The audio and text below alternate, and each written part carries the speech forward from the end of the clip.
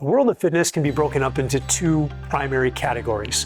One of those categories is the aesthetic category, where people are driven just to get a specific aesthetic. So think of all the advertisements and all the magazines that advertise this: get shredded, get more muscle, look like a Greek god. There is this whole aesthetic-driven industry where people are really jumping into and doing anything it takes to achieve those aesthetics.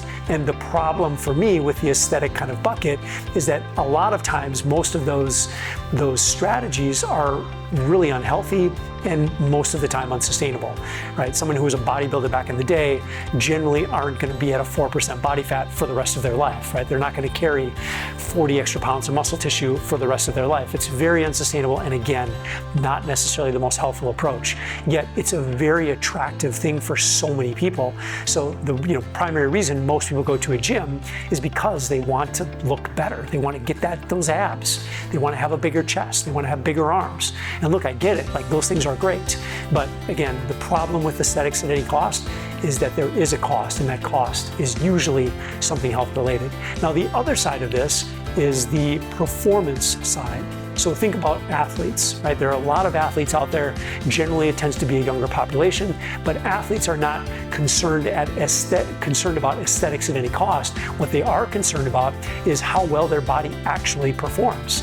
They're chasing performance rather than aesthetics. And what's interesting about the athlete side of this is when you get someone to optimize performance, when that is your primary focus, most of the time, they're also going to look the part, right? Now, they may not be Fight Club shredded, they might not be 4% body fat, and the reason for that is because it might decrease their performance, right? It goes back to, just being lean doesn't necessarily mean that you're healthy, right? We kind of artificially attach being fit and being healthy as someone with a six-pack, but that's not really the case. The best performers in the world they generally don't look like bodybuilders. Some have some genetic predisposition for that. They look amazing. They have the six-pack, but not everybody does.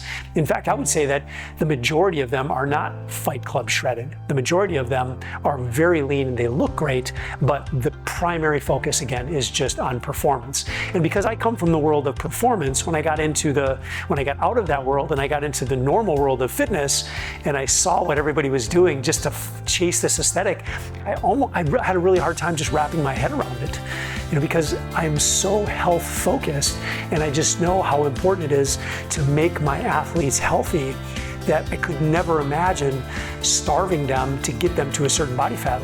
It was never part of the conversation. Aesthetics was never really part of it, again, unless someone was really overweight. But again, great athletes, they keep training for performance. So what does it mean to be a great performer? You have to eat good. You have to sleep good at night. You have to have all of these very healthy habits. You can't starve yourself, right? There are very specific things that you cannot do. You have to train hard, which is what a lot of people don't want to do, right? But you have to train hard. You have to challenge yourself. You have to make your body stronger. You have to become more flexible. You have to move better. You have to get better coordination and balance and agility, right? This bucket, this world is the world that I live in. And I believe that if you're a guy over 40, it's the world that you should be living in too, because this is what's going to give you an amazing quality of life. It's going to make you the healthiest version of yourself so that you can really enjoy this one life and you can look great as well, right? So look, make a decision.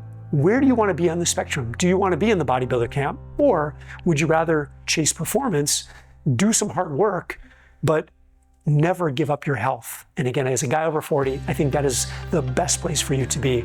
And I think it's just so important to make sure that you're constantly chasing better health and that you're constantly chasing performance, because the better you perform, it's a sign, it's a very direct signal that you are getting healthier.